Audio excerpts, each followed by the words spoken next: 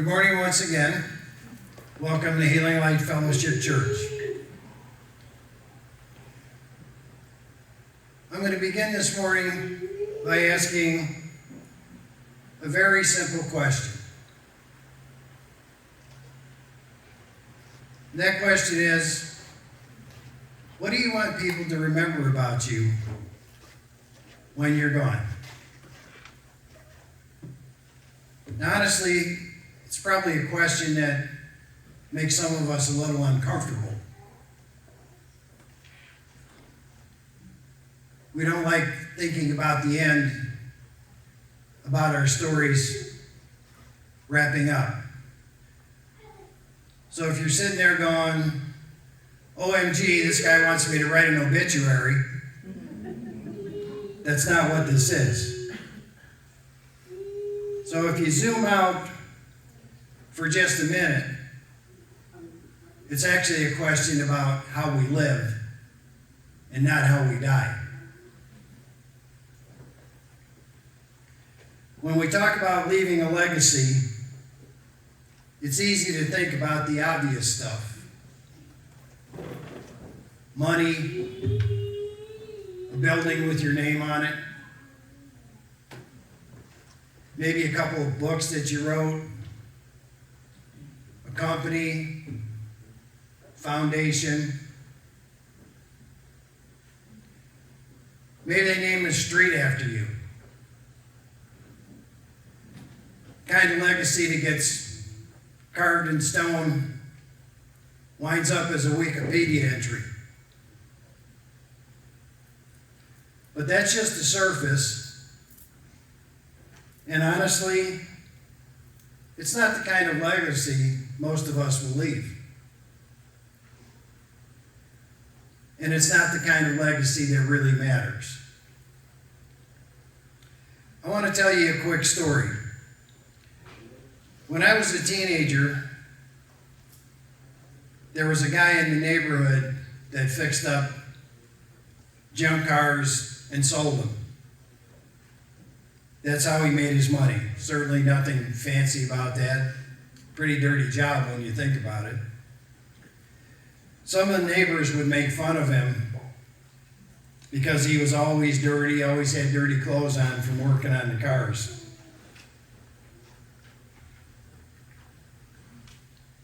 Didn't appear to have a lot of money, but he had a way of making everyone around him feel seen. The kind of person who would strike up a conversation with a stranger at a gas station just to make their day a little better.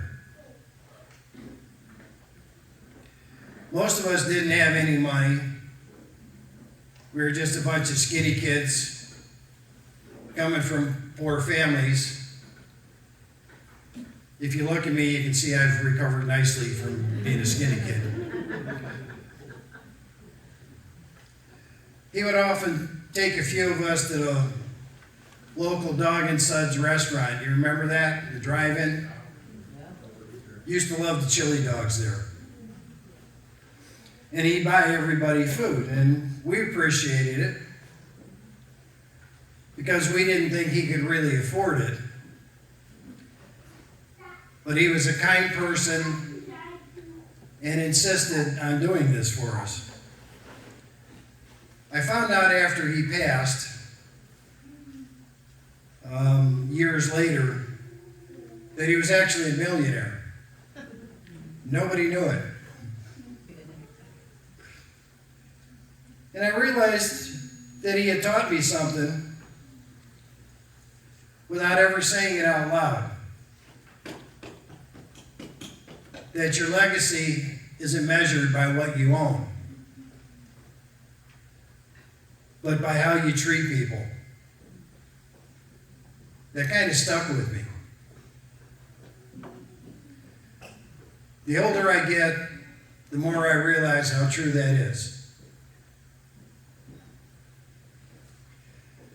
The things we do for other people, those are the things that last. That's what people talk about years after we're gone.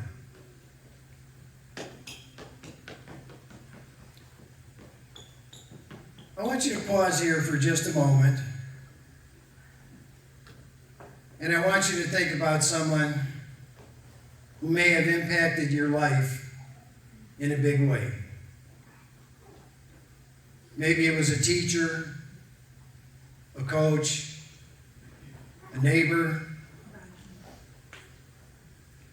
or even a stranger who showed you kindness when you were having a tough moment. Picture their face. Remember how they made you feel?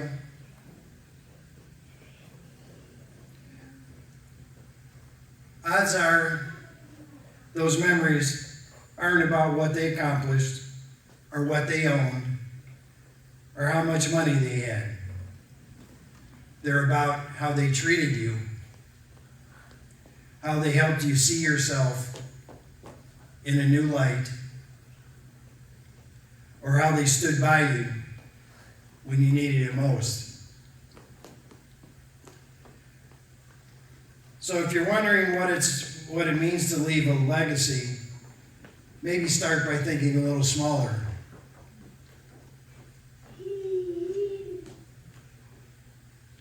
It's not always about grand gestures.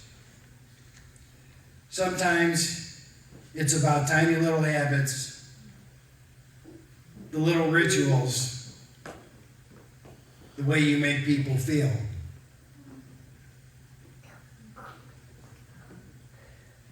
The way you show up for your friends. The way you listen to your kids. The way you treat the barista at the coffee shop. Or the way you handle a mistake at work.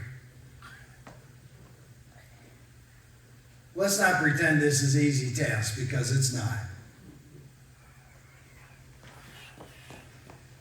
See, we live in a world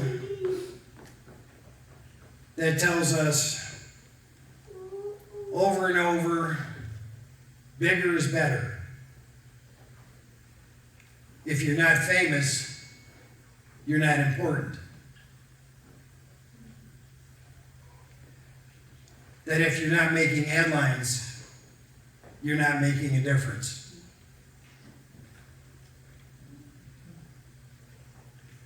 If you're not a Facebook or TikTok influencer, a doctor or a surgeon, you're nothing special. That certainly isn't true. Most legacies are invisible. They live in the stories people tell about you. The quiet ways you've helped or taught or loved. And here's the thing. You don't control what people remember about you. You can't force it. The only thing you can't control is what you give. How you show up. Whether you lend an ear to someone who needs to talk, or whether you're a good neighbor. What you stand for day to day.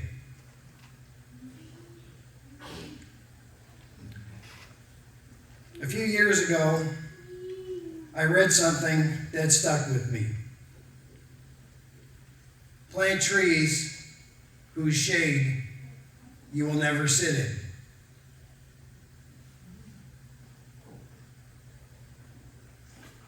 That's what a real legacy is.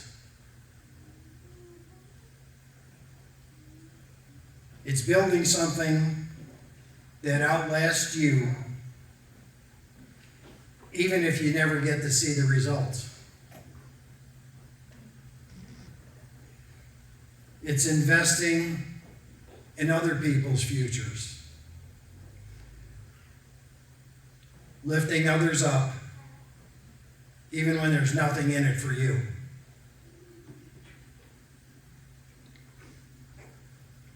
I want to share a story with you. I read about Alfred Nobel. Now, unless you're living in a cave, everybody's heard about the Nobel Prize. There's actually several different categories. Did you know that Alfred Nobel invented dynamite? Because of his invention, he was able to accumulate quite a bit of wealth.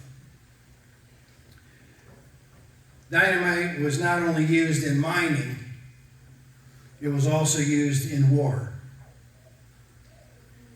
So as the story goes, his brother Ludwig passed in 1888.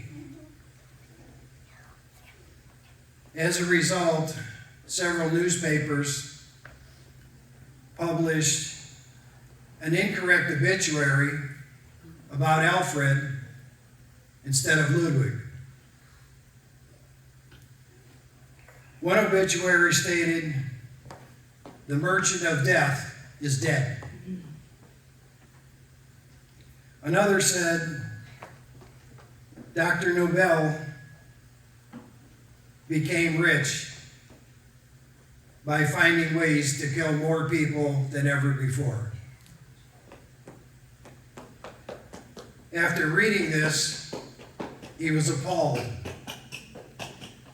that people were to remember him like this and used his wealth to establish the Nobel Prize.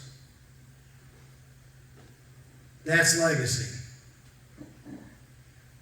And it starts with caring about the people around you. So how do you do that? How do you leave a legacy? I think there are three things we can do no matter where we are in life. First, care more than you think you should about your work, your family, your friends, your community. Go the extra mile, even when nobody's watching. Second, share what you know. Don't hoard your knowledge, your skills, your hard-earned wisdom. Pass it on. Mentor someone.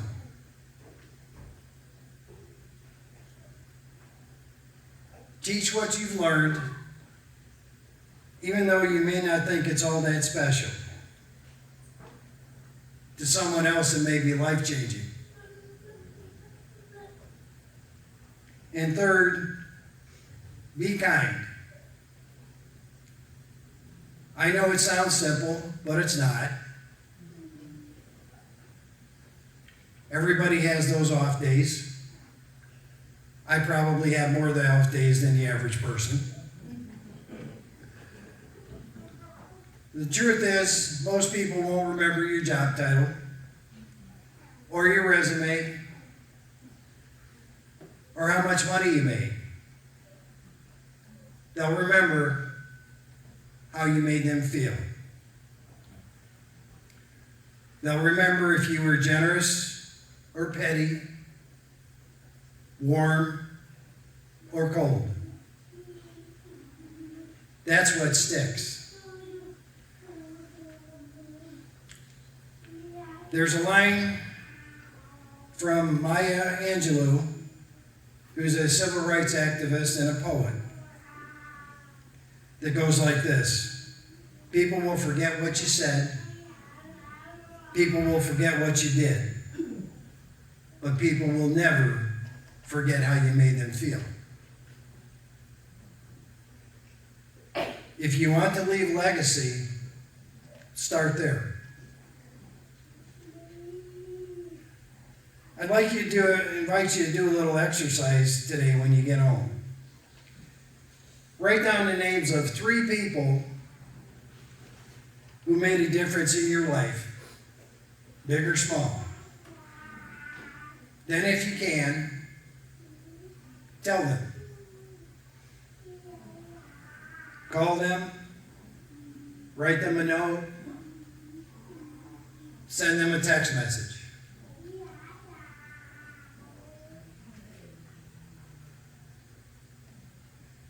Let them know they're already leaving a legacy just by being who they are. So as you leave here today, hopefully you're feeling a little inspired, maybe just a little more aware, thinking about your legacy. Not in the sense of making a mark on the world, but in the sense of making a mark on the people right next to you. Your family, your friends, your neighbors, your co-workers. The people whose lives you touch every single day. And as we move through our days, we need to try to be a little more intentional. Ask yourself, what kind of story do I want people to tell about me? When you're faced with a tough choice, or a chance to help, or an opportunity to teach, remember, those are the moments when your legacy is being written. Not someday, not in the distant future, but right now, in the little choices we make. We won't get it right all the time, and we won't be right all the time. None of us do. But that's okay. Leaving a legacy isn't about being perfect. It's about being real. Showing up again and again. Caring, teaching, loving, and trying.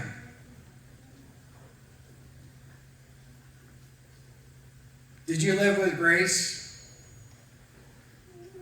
Did you choose honesty, even when it was difficult? Did you show up for people in their darkest hour? Did you use your voice to encourage or to tear down? That's how you plant those trees. So go out there and plant something, even if you never see it grow. Trust that it matters. Thank you. God bless you. I hope you have an amazing rest of your day.